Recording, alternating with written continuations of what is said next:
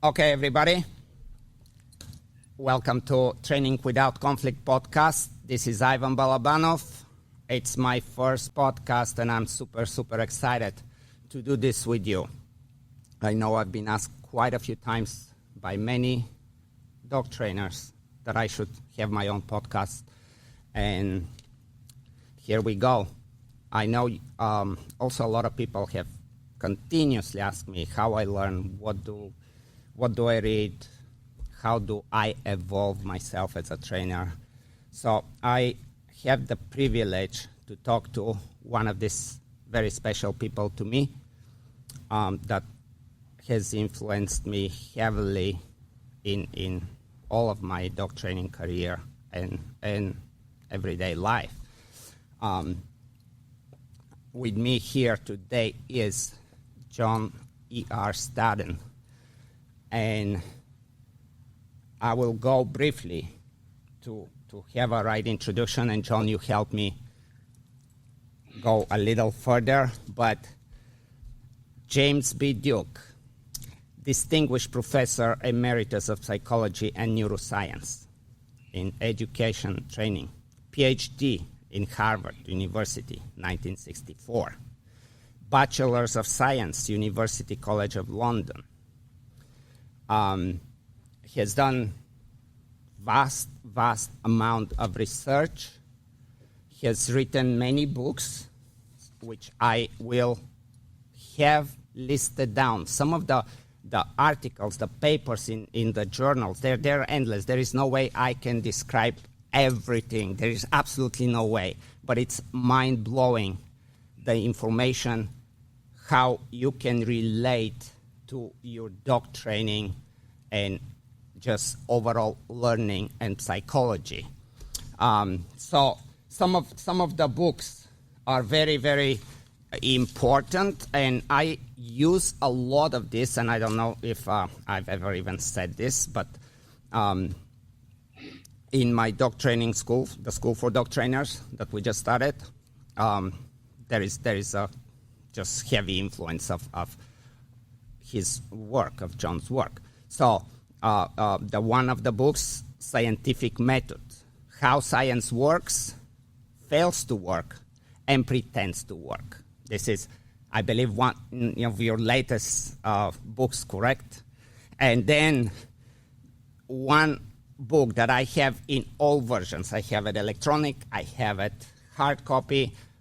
Everywhere I go, if I'm on a seminar, on a plane, that would be a book I would open and go deep into studying, and that's Adaptive Behavior and Learning.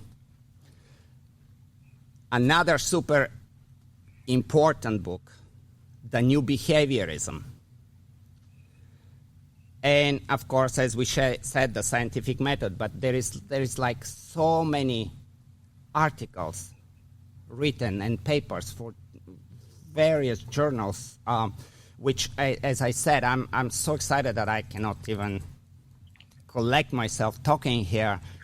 I've been in touch with you probably since 2014 or 2013, when I was originally trying to write a book, but then I shift all my effort to actually making a school for dog trainers and teach them more on a personal level instead of just writing a book, which is not out of the question. But that's how originally we got introduced. I approached you because I really, there were so many things that hit home of the way you view things and the openness you have to talk about what science and what facts really do and how it happens, instead of having a certain agenda, which probably we'll end up talking about.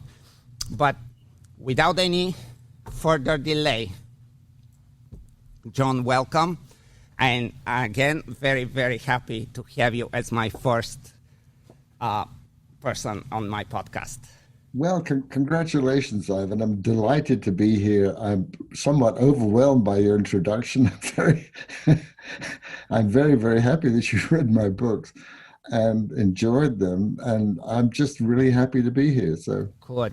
Yeah, especially I wouldn't think it's a, sometimes I would say there is different levels of dog trainers, and there is people that really starve and are really hungry for the knowledge and the information that they can find in everything that you write and everything that you teach.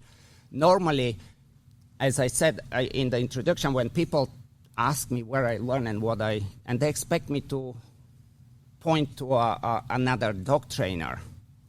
But in my 40 years of doing this in a very high, serious level, I have learned that any dog trainer has some practical hands-on skills that are invaluable. But ultimately, even if they learn from another dog trainer, they're learning something that's probably already explained why and how it works by people like yourself that do all these experiments and the laboratory research, especially like you've done so much with pigeons and rats, and there he is. What is his name? It's a boy or a girl? This is a pseudo dog. It's a mutt. Of course, nice one. It's a mutt, mostly Papillon, I think. Beautiful. But she's been pestering me, so I figured I had to bring her up. Of course, it's a dog show. We have to have the dogs, right? It's appropriate, right? That's right. Where do we start? Like, we can talk and we can talk as much as we want to. Of course, we're not going to be able to cover everything that I want, and I'm sure that I will miss something, and later on I'll be like, oh, how could I miss this? But hopefully everybody that listens is going to enjoy the conversation. I guess, before we get more into learning and the experiments, and like, I have a lot of questions, but I just very recently stumbled upon the last book that you did, The Scientific Method, and how science works, fails to work, and pretends to work. It's just the title is immediately, it's like, I need to read this. Because as dog trainers, we very often seem to be put down as, okay, no, these are the dog trainers, and they don't possibly have that kind of intelligence or need to search for knowledge to really understand what goes on. And I'm sure in all aspects, like we watch all TV and we listen to news, and there is always the famous, well, science says, or the latest research points to this. Yeah. And everything starts like this, and it's almost to convince you not to question it. And am I correct? You're absolutely right. I mean, you could replace the word science with gospel, and the meaning would be the same. And as useful, I mean, there is no single science. I mean, people keep asking questions about this COVID business, and science is this. I mean, it's uncertain. The whole thing is totally uncertain. But you never see anybody come onto the screen and say, well, I'm a scientist and I actually don't know. I mean, nobody says I don't know. And that would be so refreshing if people did. But an anecdote, I have an old friend that I've known for years, and he used to be an expert witness, in the court cases. He's an engineer, and I learned from him that the main thing you need to be an expert witness or to be on television is to be decisive. You have to come across as a knower, whether you really do or not, And you're right. That's one of the problems with science right now. Yes, and it seems like it's, instead of, and again, I'm speaking from my dog training experience and how much I know, but instead of starting to keep those people that present the papers and the research a little bit more in check, to me it sounds like there is certain areas where you're pretty much, if you have a PhD and you write anything and you cite the right people behind, this will get published. That's my feeling. And you're not really delivering nothing new even. I mean, I should send you a paper. I just reviewed a book called, now what's it called? It's called Science Fictions by a British chap called Christopher Ritchie, I think. And it's about the problems with modern science, which are huge, absolutely huge. You know probably about the so-called replication crisis. Do you know about that? Yes. But you should tell a little bit about it for the audience. I mean, the essence of science, and science existed before statistics, and it's debatable whether statistics has been good for science or not. But the essence of science is, if you have a phenomenon that you're going to write about, the essence of science is that it be repeatable. You can do it again. People who read your paper can do it again, and so on. And when it was simple things like chemistry, it was pretty easy. Everybody knew what potassium was. Everybody had the same element, potassium. If you showed property X, somebody else could show property X, and so on. And medicine, much the same thing was true. There's a wonderful, wonderful book, the father of experimental medicine, Claude Bernard, written in the 1850s or something like that. It's actually on my website, who wants to read an English translation of it. But it's a marvelous book, and he had a wonderful theme or dogma. I guess it would be how to call it a dogma. He said, no exceptions, no exceptions. If you are going to talk about a phenomenon, it has to be demonstrable every time, okay?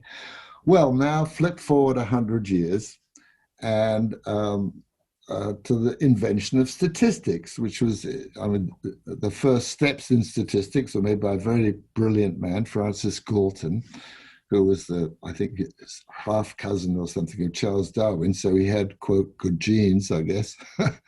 Anyway, he was a brilliant guy, and he did all sorts of interesting work. But he started the idea of statistics as we know it today. I mean, there are other people earlier who've done simpler versions of it and so on. But his successor, or one of his successors, was a man called R.A. Fisher, Ronald Aylmer Fisher.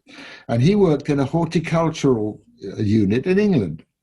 And he invented what's come to be known as the null hypothesis testing system.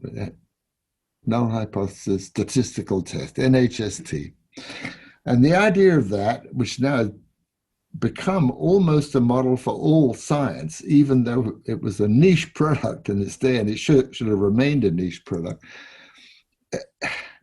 I don't want to give a long lecture on this, but the idea is, if you're studying something that can't be repeated in the individual. I'll give you an example and a counterexample. Suppose you want to study visual acuity, how well people can see different things and so on.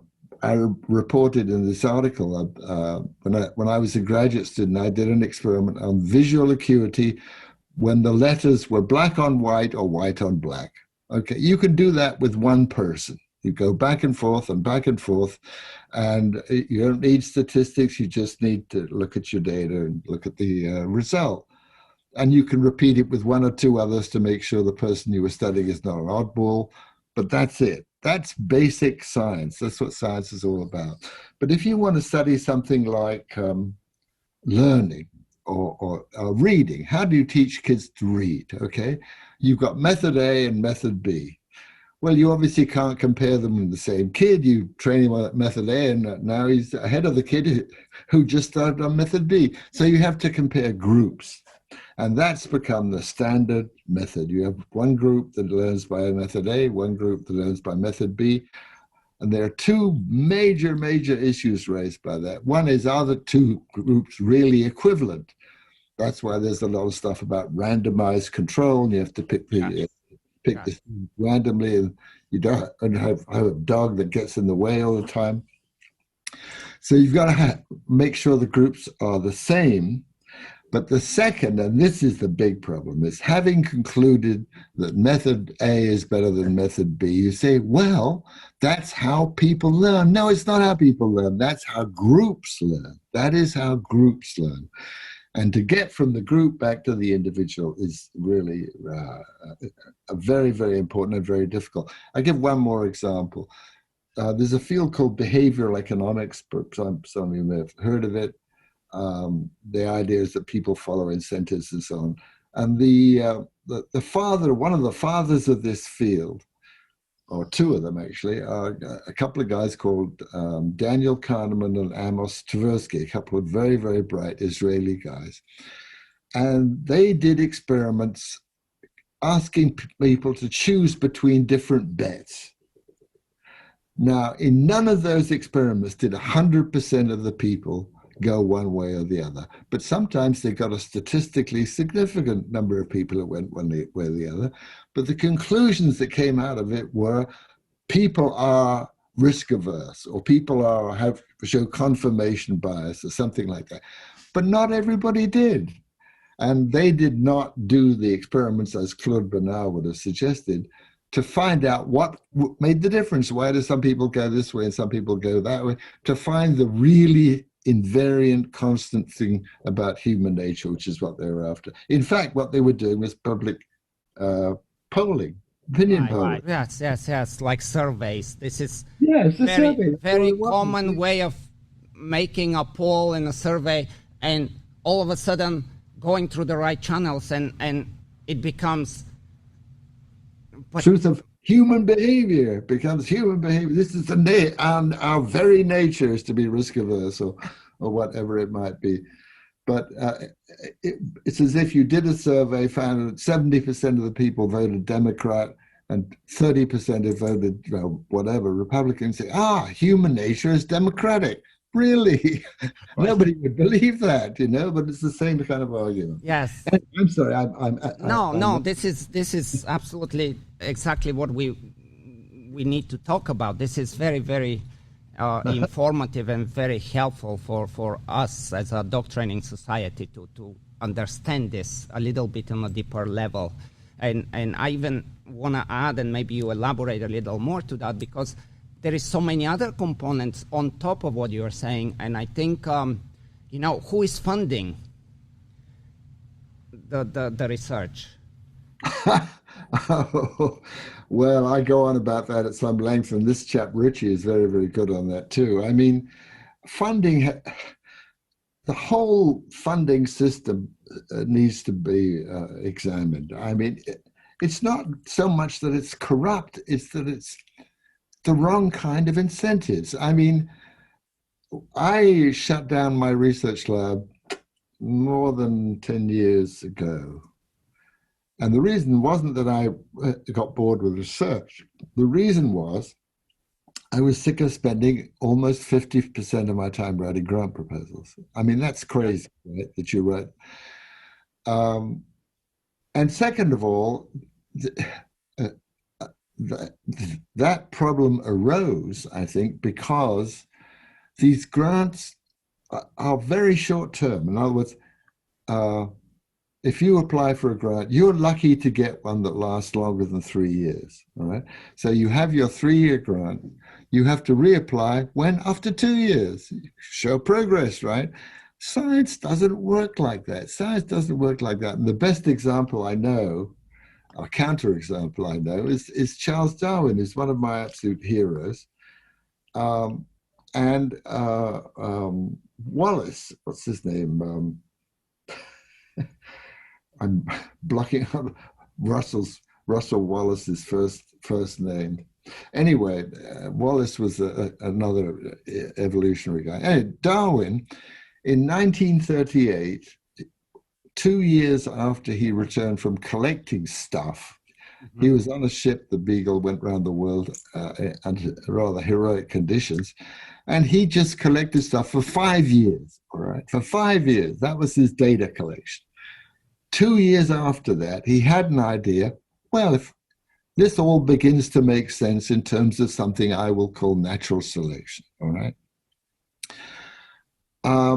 So he the next 20 years, 1838 to 58, he worked on testing his idea. Okay, so this whole thing took him 25, 27 years. All right, that was the way science should be done, and it was done, and it could be done because Darwin didn't need a grant. He was independently wealthy. He had a lot of money from his rich father.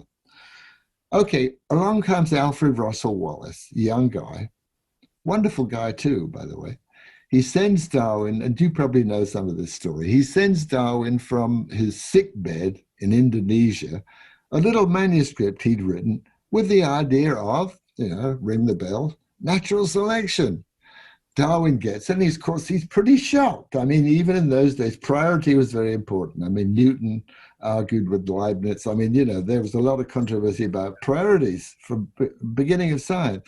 So poor old Darwin's looking at this. Oh, God, I shall be completely smashed, he says. So he didn't know what to do. Well, he was a very, very honorable man. So what he did was he showed the letter that he got from Wallace to some of his senior colleagues and said, what should I do about this? And they said, well, why don't you write up something, give a little talk on both of you, which is what they did. In 1858, in the Linnean Society, a little paper, joint papers were delivered by Darwin and Wallace. Okay, well, very fair. I mean, what else could they or should they have done? Well, now you read books, say, Darwin was scooped by Wallace, but he suppressed it. I mean, Darwin gets criticism for this. I mean, because now being first is all that matters. Being first, never mind how much work you've done to be sure of this idea that you're promoting. If you're first, it's critical. I mean, it's quite extraordinary, really quite extraordinary. But it's promoted by this granting incentive system. You've got to keep pumping stuff out, in order to keep getting your grants and all that. I mean, it's a complicated thing, and I'm just giving one little corner of it. Yes. I think it's been going on a long time. I remember when I was still working in the lab, we used to joke about something called the LPU. The LPU is based on the BTU. Now, the BTU is the British Thermal Unit, right? It's a scientific unit. The LPU is the least publishable unit, the smallest thing you could get into print. Some people would publish on that basis. Well, I mean, Darwin did not. And even Russell Wallace did not either. At least he had a 20 or 30 page paper and thought about it for some time. But the pressures are all wrong, is what I'm saying. Yes.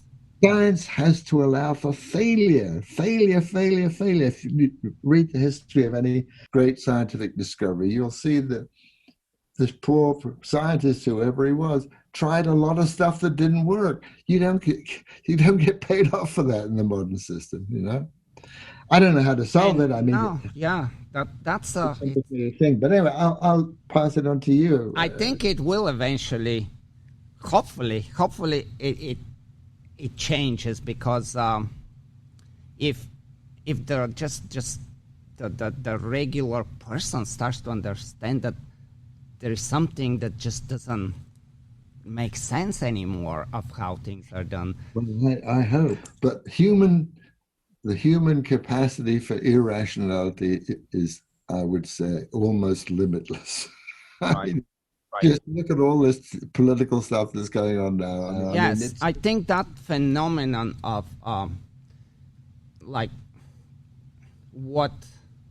what is politically correct. There's almost like keywords, not even phrases, keywords that if you put them in somehow, and they may not make sense, but those words are in there, you have you have a ticket. Yeah, you're absolutely right. I think that's the way it is. Listen, you're a dog guy. Let me pick your brain. Let's go. I've got this dog here, and like a lot of little dogs, she barks at anything novel. She barks at anything novel. That's anything. I think novelty is the main thing, but also I think a strange person speaking outside the window, the doorbell. There is some surprise element to it for sure. Yeah, too. I think any kind of surprise. And I'm curious as how you would cure this with minimal labor on my part. So it must be a common problem, right? Right. So it's a good, if you the best thing is to try to collect some history and see how much we have to explore the genetics predisposition to it, and then what the environment creates, and understand that dogs bark because they're programmed to react and announce. It's instinctive. I mean, exactly. So it's not, as Skinner would say, an operant. We will get there. We're definitely getting there. But so with there is in dog trainers, there is a lot of different branches of dog training, and there is a certain type of dog trainer that is very eager to, I can do this, I can stop him or I can make him, without ever questioning why it's happening, and should you really completely suppress it or not allow it, because it has a purpose. It's in the whole dog's evolution, this was a very meaningful thing that all of a sudden is a nuisance when the doorbell rings at home. But actually it has a dramatic purpose in nature, correct? Yeah, evolutionary. I have not totally succeeded in eliminating this one. So I think the one thing is allow the dog, because even if you, let's say you're so strict and you're like, no, I will never let you bark on the doorbell, that will be almost like a torture emotionally to a dog, even if he understands it, right? So we have to let it be, but then there is a point that say, okay, you told me, you barked twice, I heard you, someone's there, now we are good. So at this point we have I almost feel like I have no even right to talk about this, but we gotta introduce some kind of differential reinforcer, some kind of program to where we have to guide it into, okay, that happened, now let's see what else we can do to where and what I think, at least in dog training, when somebody uses differential reinforcer programming, it becomes a problematic thing, because we are not just trying to change the dog from here to here, but we are completely fighting against the whole desire of why this was happening. And instead of maintaining, I can satisfy that desire, but you're just going to do something more acceptable, instead of completely take you on a different ride. And this is a common problem with dog training, to where we definitely can look into stopping a behavior, but still find something that comes close to satisfying that desire for that behavior happened. No, the same. Yeah. I agree. I mean, I would never punish this guy for barking. Mm-hmm. But what seems to suppress it is comfort. If you say, poor thing, she'll stop, I mean, because it's in a way, again, the different dogs will do it for different reasons, and that's right, different dogs are different. So when we are barking as an alarm, hey, something's going on. Yeah, if you do calming things. In that situation, I can see how calming is. Okay, finally somebody on my side recognized that. Yeah, you've got to look at the animal state, not just the behavior and so on and so on. Anyway.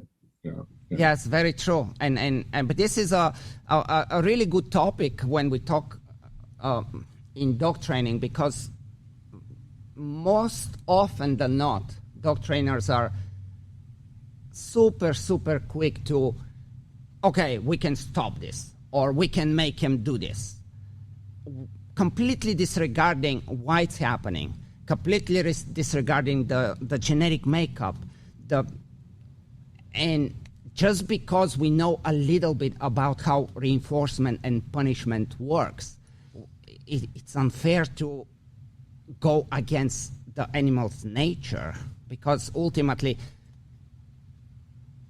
I think the animal will begin to suffer one way or another. There's going to be some emotional, it's not going to be a happy animal at that point, because it basically cannot do what it's born to be.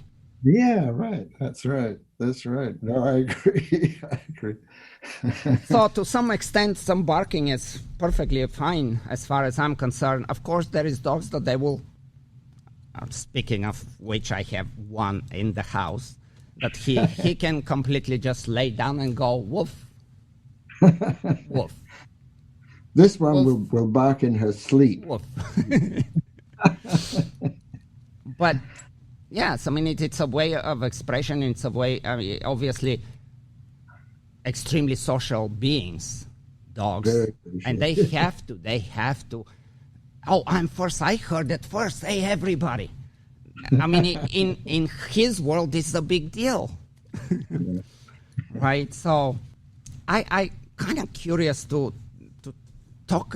Have you talked to us a little bit about, like your experimental research with the like, especially you spend a lot of times on reward and reinforcers, and if you can just this can be a very, very interesting. Pretty much anything you say on this topic, it will be super interesting to us as dog trainers. Yeah, well, for a non-scientific audience, I'm not sure how super interesting it will be, but I can tell you a little bit about my history. Yes.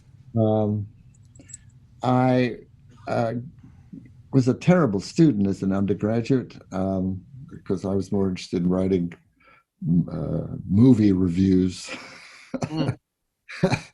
And actually, I always wanted to do biology, but the British educational system was then, and I suspect still is, quite rigid. If you want to do biology in college, you have to have taken what's called an A-level biology exam in high school. My high school did not have a biology program. It was quite small. It's a grammar school. So I couldn't do biology. So that was gone. And via a sort of devious course, I wound up in psychology. And then eventually I wound up at Harvard in graduate school.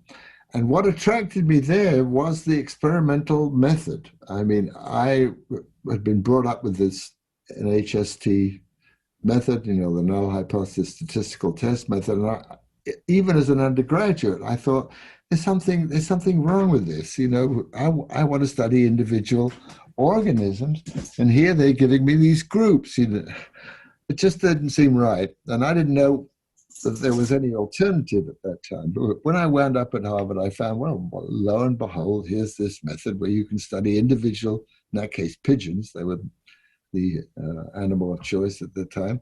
You can study them one at a time, repeat your experiments, get really, really good data, and so on. And there were a lot of sort of technical problems that were appealing. I mean, I arrived just after the time when Foerster and Skinner had published this massive, rather disorganized book called Schedules of Reinforcement, which is full of these graphs, cumulative records of animals' behavior in real time and so on. Now, it's only one dimension of their behavior. It's pecking on a key, basically.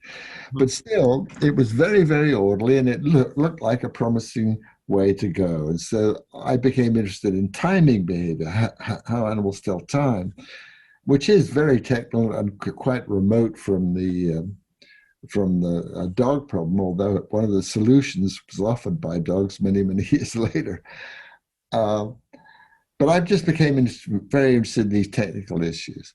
But at the same time, there was a very dominant philosophy in the Harvard lab, and it was the label for it is radical behaviorism. Right?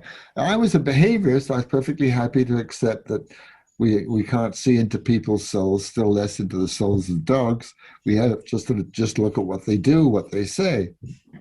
So I was totally committed to that. And I think that even now by people who don't call themselves behaviorists, I think the view that all we really have to go by as scientists is what people do. So I bought into the behaviorist thing, but I did not buy into Skinner's view of it. It's incredibly sort of naive, almost, view that he had. You didn't you didn't need to say anything about what went on inside the organism's head. You could just look at the behavior. And I received some reinforcement for that. This is very boring for you guys. No, not at all. Like, you have no idea how interesting this specific conversation is. What reinforced me, if you like, in that view was a work I did at MIT, Massachusetts Institute of Technology, in their computer lab. I took lectures from a guy called John McCarthy, who was a total 100% nerd guy, mathematician, basically, John McCarthy. He invented something called the Lisp language, which deals with predicate calculus. I mean, it couldn't be more abstract. But out of this came a very simple view of what's called finite state machines. And the view is really arises from Alan Turing, who was the founder of a lot of computer science, in a catchy little paper called Thoughts on the Entscheidungsproblem. That was his paper. Anyway, the idea was that you could understand historical systems in terms of stimuli, responses, and states. And the state describes how stimuli produce responses. And it's a very, very simple idea. When you think about it, it's self-evident, right? So what they were telling us, what they told me in any event, that Skinner's idea of dispensing with the idea of internal state was simply wrong. You can't do that. On the other hand, you don't need to be a physiologist either. You don't need to go into the head to find out what the state is, because in this computer system, an internal state is defined by histories, the history of stimulation and responses that the system has made. I'm not being very coherent in describing it now. I mean, there are papers on this. I just edited one. I mean, there are lots of papers on this. But the basic idea is very, very, very simple. A state for the organism is defined by the class of stimuli and the class of responses that co-occur. Any one of these stimuli will produce any one of these responses, okay? And that's actually a Skinner idea. But the point is, the state changes. It's not always the same. It depends on history in complicated ways and so on and so on. Anyway, the bottom line is, I didn't buy Skinner's philosophy, but I thought his method was fantastic. The experimental method was great. On the other hand, as I've gotten older and worked with more interesting animals, not pigeons, but dogs, not yet human beings, they're much too complicated, I realized that you've got to know more than that. And I've written about this in a Darwinian context, right? Because the behavior of the individual is not too different from the behavior of a species. The animal does various things. Some of them lead to good results, some of them lead to bad results. They're cued in certain complicated ways. But it is just like natural selection. The animal tries things, the good ones inclined to repeat and so on. And Skinner was very good on that part of it. Yes, selection. Reinforcement strengthens behavior, selects and so on. What he wasn't so good on was, where does that behavior come from? Where does that behavior come from? If an animal, in Skinner's terms, has an operant level, that is, it's certain tendencies to do different things. What determines that operant level? Is it just random? Is it just random? Of course, it's not random at all. It's not random at all. And that was an early discovery we made when we tried to repeat a key experiment of Skinner's. Found John, what's he even interested in? what happens here, and I should say why it's happening. I mean, did he have interest, or it was really just let's look at the behavior? Yeah, I mean, Skinner was not interested. I mean, well, Skinner was a complicated guy. I don't want to get into a lot of stuff. People probably many people now hardly know who Skinner was, but he was a complicated guy because in one context he was perfectly willing to talk about behavioral tendencies, if you like, that we can't observe. He was perfectly happy to talk about that. In the context of what he called verbal behavior, speech. Perfectly happy to talk about that, but not in connection with animal behavior, which is why, I don't know. I really don't know why he didn't extend that. And in the context of human behavior, he was he was happy to talk about private events. What's a private event? Well, it's just like an external event. Is it really? An external event we can measure. Can we measure these private events? No, we can't. So it's a bit self-contradictory. And he had passionate advocates and so on. He still does. He has huge following, and I mean that's kind of what I was saying. Especially in the dog training world, it's even if, as you say, some people, of course, know the name but don't know exactly what he brought up. And what he's famous and what he's controversial about. But for certain, dog trainers know about him. But there is a huge following that even today it's shown that certain things, you cannot just reinforce or suppress behavior and not look at why that behavior happens. It's so wrong. It's the wrong idea. One thing to remember, you maybe can tell these people, is when you present a stimulus of value, food, electric shock, some other kind of punishment, that changes the repertoire of the animal right there. That changes the repertoire of the animal. And if you're trying to reinforce a behavior, let's say with food, that really is from let's say, a social repertoire. It's not really a food-related behavior. You give food to reinforce it. It doesn't reinforce it. It generates a bunch of competing behaviors. Mm-hmm. Mm-hmm. Not every behavior. Now, reinforcers are not like money. Economists think of money, it reinforces everything. It's all the same. That's rubbish, of course, but it's also rubbish, even with a dog, that food can reinforce everything. Yes.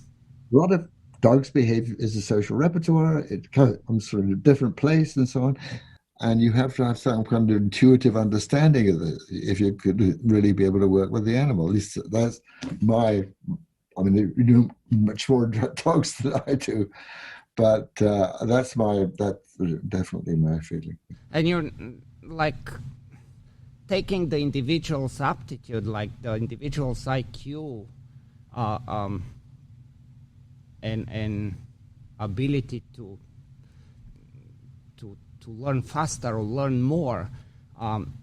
It also seems like it's not always taken under consideration at the time of Skinner's times. The other thing that Well, let me stop because be sure I answer. You're saying that. Well, like let's say we are not willing to come to grips with the fact that not all dogs are equally smart. So it's a interesting. This is the truth when we strip it all down. That's what comes down to, but. In a conversation, trainers will say, no, of course, individuality and the breed and all this matters. But the moment they start training, dog trainers will become completely preoccupied of, okay, I need to do my reinforcement schedule. I just focus on how I'm going to make that behavior. And not even put any context in why do you need that behavior and give some purpose for that behavior to the animal. It's cut out superficial to where everything else becomes disregarded. And I somehow think that this comes from somewhere down the road from what Skinner was doing. I'm not sure. Yeah, I think that's right. I mean, Skinner was not interested at all in individual differences. And in fact, his point was, look at these three species. He has a famous slide in one of his papers. I think I reproduced it in one I just wrote, where he has a monkey, a human, and a pigeon, I think, or a monkey, a rat, and a pigeon. I can't. Three species showing the same thing. I mean, so for him, it was really important that they all were the same.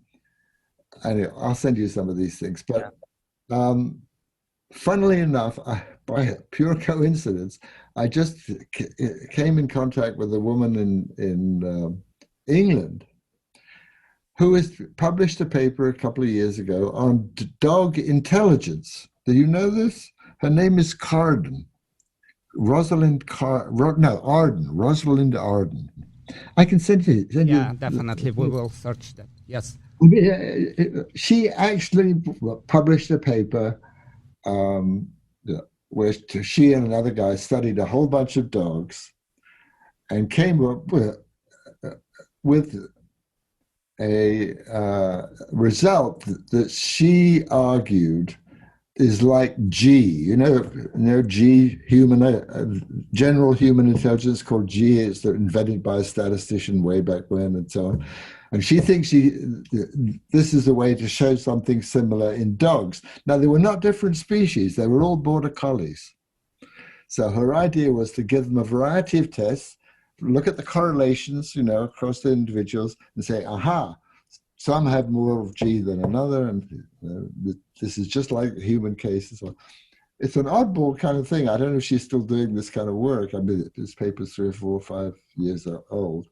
But I thought it was almost funny that you can do IQ research on dogs, probably not on humans anymore. It's become too human, too politically sensitive. Yes, look, this is a problem with actually political sensitivity. Ivan, I have to go. Okay. Shortly, so okay. I'm happy to talk to you again if you'd like. Yes, I just want to ask you just two more questions because it's very interesting for me. Like when we talk about Skinner, most of the dog trainers don't really understand where and why the whole resistance and myths and misunderstanding around punishment comes from and what we are dealing with right now. I can give you a quickie on that one. It's such a big topic and it's very confusing and we all, I mean, in today's society, it's drilled into everybody, forget dog trainer, everybody's brain that punishment has an incredible amount of side effects and you should pretty much never resort to it, because we have positive reinforcement. And it's just such a, it's not even on the surface level of thinking, but it's so popular. I just want something on this. Skinner, I've written about this, you may have read some of it. Skinner didn't argue the moral case. He wasn't arguing that the punishment is bad, it's cruel or whatever. No, he was saying it's ineffective. It doesn't work. Yeah. The science, right up there. And of course, it's nonsense. It's absolutely nonsense. It's very, very effective under certain circumstances. But the fact that Skinner argued that scientifically punishment was ineffective linked up with a kind of a societal resistance to any kind of aversive somehow. Yes. It's wrong. It's morally wrong. Oh no, it's not. We don't have to worry about it. It's ineffective. So it reinforced the pre-existing bias. That's my take. That's my take on punishment. And the ineffectiveness, because I mean, I don't know how much when he was doing the research on punishment, how much he already had concluded in his head, and he tried to backtrack and make the study fit his conclusion? I don't know. I mean, he didn't do much experimental punishment, but his students and colleagues did. A guy called Murray Sidman did found that punishment's incredibly effective. I mean, your viewers probably don't know about it, but there's something called a Sidman avoidance schedule, where the animal is, shocked for. I know that experiment, and then it's infinitive. It's a clever schedule. The animal's shocked if he doesn't do something. So you get these shocks, but if you press the lever in time, you don't get the shocks. But you can just turn off the shock after a while. And it's done. Conditions don't change. I mean, that's much more stable than most kinds of positive reinforcement. I mean, if you stop giving the animal food, he's going to quit, no matter how clever the schedule is, and so on. So it's all nonsense that doesn't work in general. But the other question, of course, is under what conditions is it appropriate? And that requires a lot of thought. Absolutely. But making it to the point where I think at the moment what goes on, and I would speak for society, not even just dog training, but I think, punishment happens. It's around us. And in the natural environment, of course. We are programmed to understand and respond and apply it. And respond is very important. We're programmed. It's not our option. And to say that we try to eliminate it completely, it's what crazy. happens is people do it. And instead of